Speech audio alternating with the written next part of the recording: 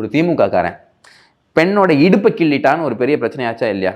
அப்போ அந்த நியூஸ் போடும்போது திமுக காரர் இடுப்பை கிள்ளி விட்டார்னு போட்டு கருணாநிதியோட ஃபோட்டோ அந்த மஞ்சள் துண்டு போட்டால் ஒத்துப்பீங்களா நீங்கள்? அதே பண்ண ஒத்துப்போம். அந்த மாதிரி தான் இது.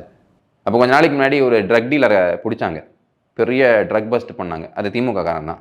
அப்போ திமுக காரன் இந்த ட்ரக் பஸ்ட்டில் மாட்டிருக்கான், இப்படி பிடிக்கப்பட்டிருக்கான், இப்படி குற்றவாளியாக இருக்கான் அப்படின்னு போட்டுட்டு உதயநிதி ஸ்டாலின் அவங்களோட ஃபோட்டோவை போட்டால் ஒத்துப்பீங்களா?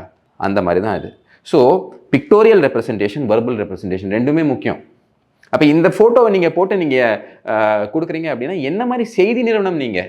உங்களுக்கு என்ன பொறுப்பு இருக்குது? அதுவும் இவ்வளோ சென்சிட்டிவான விஷயம், தேச பாதுகாப்பு இங்கே வந்து கேள்விக்குறியாக இருக்குது. அந்த மாதிரி விஷயத்தில் அங்கே அந்த சூசைட் பாம்பிங் பண்ணவனோட ஃபோட்டோவை போட்டு நீங்கள் போட்டிங்கன்னா என்னையா சொல்ல விரும்புகிறீங்க? இதுதான் இங்கே இருக்கக்கூடிய கேள்வி. ஸோ இவங்களுக்கு அகேன்ஸ்ட் எல்லாம் ஸ்ட்ரிக்டான ஆக்ஷன் எடுக்கணும்.